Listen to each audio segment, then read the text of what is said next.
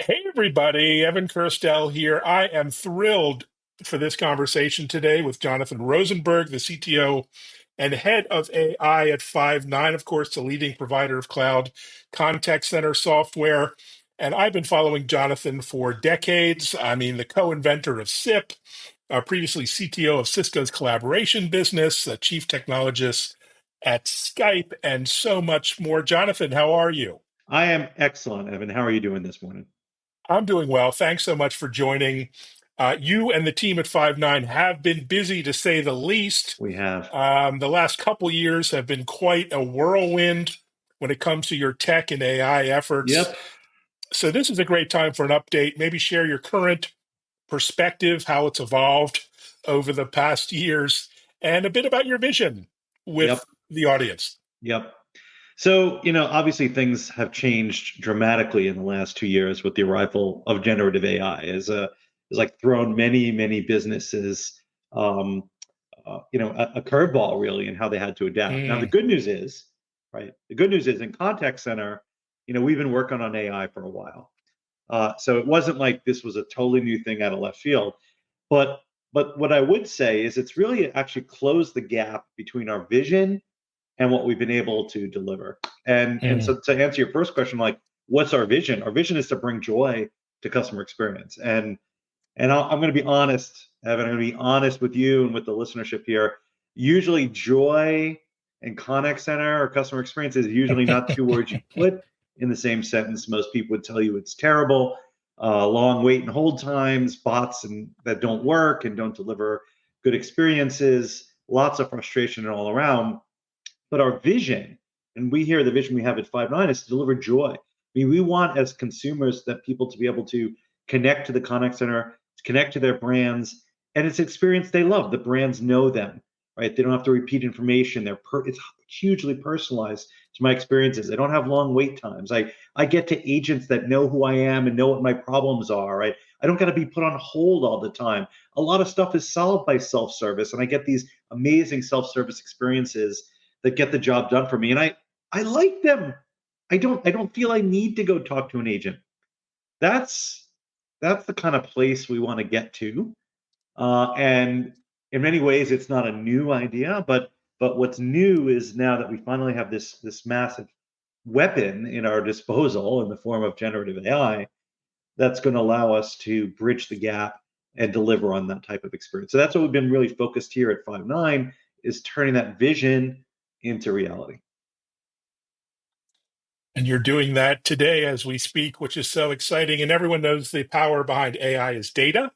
But Yep. I've learned from you guys that it's actually contextual data that Textual. enhances customer experience and helps human agents make better, more informed decisions when interacting with customers. So, explain to the audience why contextual data is so critical Yeah. for effective AI. Yep. So contextual data is something new to Gen AI, and I'm gonna get just slightly technical on this, Evan, to explain it. So if you've ever used any of these tools like a ChatGPT or Claude or Gemini or any of these kind of other products, it has this idea of a prompt, right? That's the thing you type into it.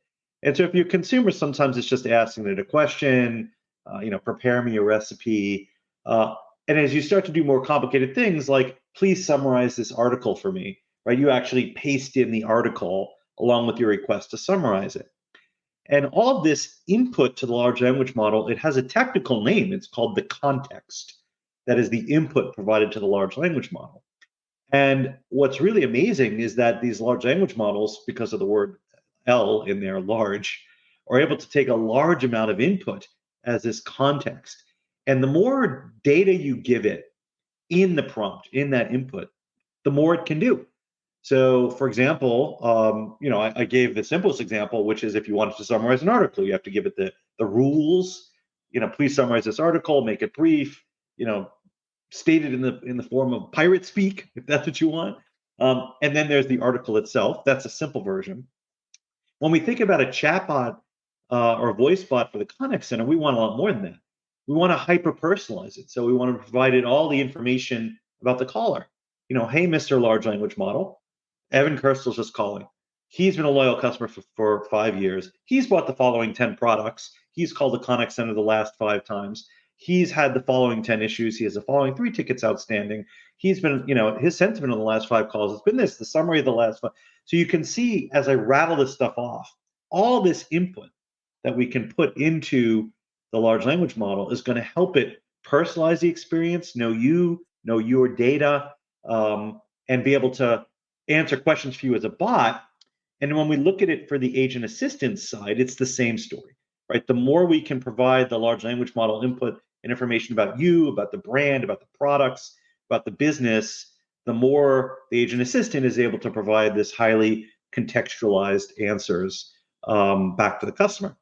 So that's contextual data, is this data that gets fed into the generative AI model. And a key strategy and focus for us at Five9 is we're building our platform to be the engine for contextual data that pulls this data from all these different sources, secures it. We're going to talk more about that, I bet, and then funnels it into the large language model in a highly controlled and managed way.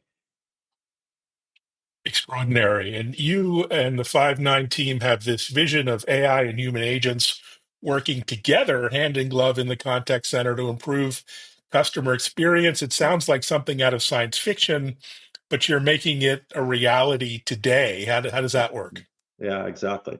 Yeah, so we're in general at Five9 not a believer in this idea that artificial intelligence or Gen AI is going to get rid of all the agents and all the people. Even putting the tech, like putting the tech aside to some degree, like there's something about human touch and empathy Mm. and relationship that matters more now than ever, to be honest, Evan.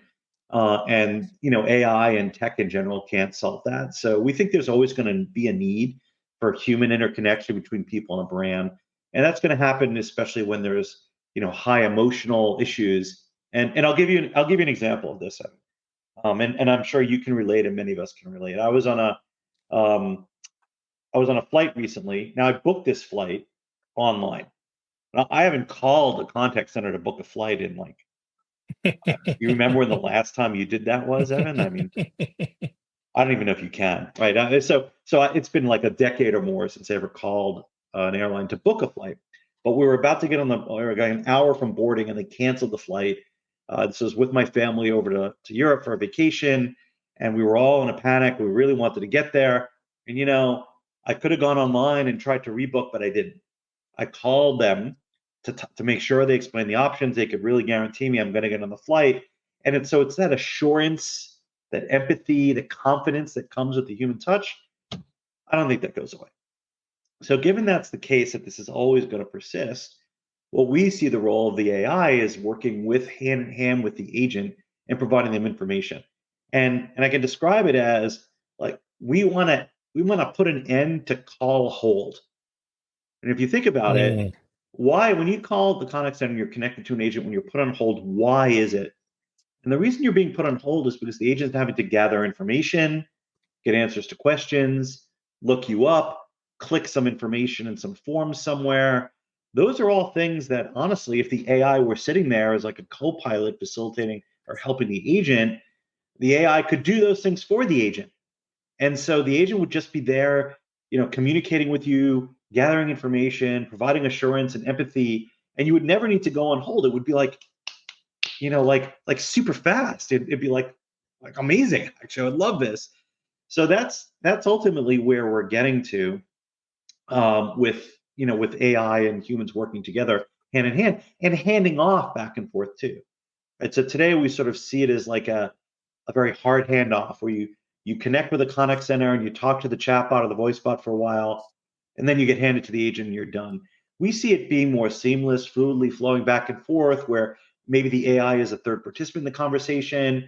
Maybe the AI bot brings the agent in proactively. These are all Mm. kind of things that we can get to with more seamless handoff. But ultimately, it's to empower the agent to do their job better and faster, put an end to hold, give them the information and tools they need to help you more effectively. That's what we're shooting for here. Well, it's an extraordinary mission.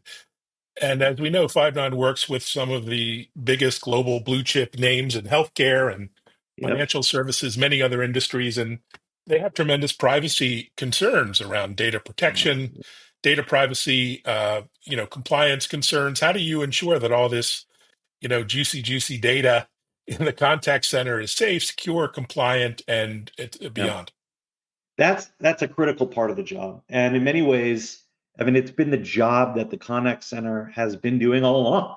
Like, long Mm, before there were bots and AI, customers were connecting to the contact center and reading off their credit card numbers and their security codes and what have you. And as a contact center platform, we've been incredibly concerned about secure access to that information and storage, and not just stuff like that, but in general, like your account data. Well, you know what? If you ever call a contact center, like the first thing it does is look you up in the account system to get your account balances, your last set of products ordered, all this really sensitive data. So that the platform has always concerned itself with this data. And in the world of generative AI, we see the contact center platform as a middle layer, a middleware that basically sits between the consumers, the brand, and the generative AI model. And a big part of what its role is to manage that security of access to information, right? So if you call Evan a contact center, like we don't want to send everybody's account information to the large language model. We want just yours. We don't want to send every piece of product documentation to the large language model. We want to send just the ones that are relevant to your business. And so that's what our platform is doing in sort of that role. Is it's the contextual data security platform that manages access and restricts what information is provided to these large language models. In addition to, as a vendor, just managing those large language models. Like, for example, one of the things we do is we use a bunch of these vendors, and through both contractual and technical means, we make sure that they don't store any of the data we send them. We make sure that it doesn't use it for training purposes or to improve their products and services. And that's part of our job as a responsible AI platform. So between those two parts, for secure access to data, access control before sending it to the LLM, and then managing those AI subprocessors with our own rules and restrictions, that provides security to power these use cases. how extraordinary. So one of the highlights of my year is the annual CX Summit this year in Barcelona. Yep.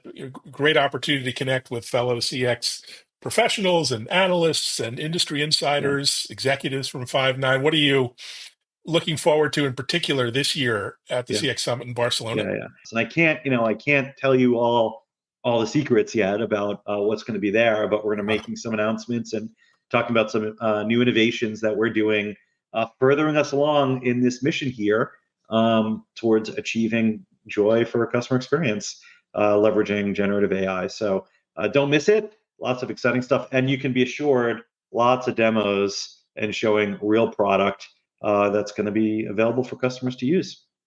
Yeah, I really can't wait. There's still time to register, although it's just a couple of weeks away. And I look forward to seeing you and the whole Five9 team there. Yeah. Keep up the amazing work, onwards and Yeah. upwards. And Yeah. thanks everyone for watching, listening, and sharing. Take Yep. care. Thank you, everybody. Take care. Thanks. Bye bye.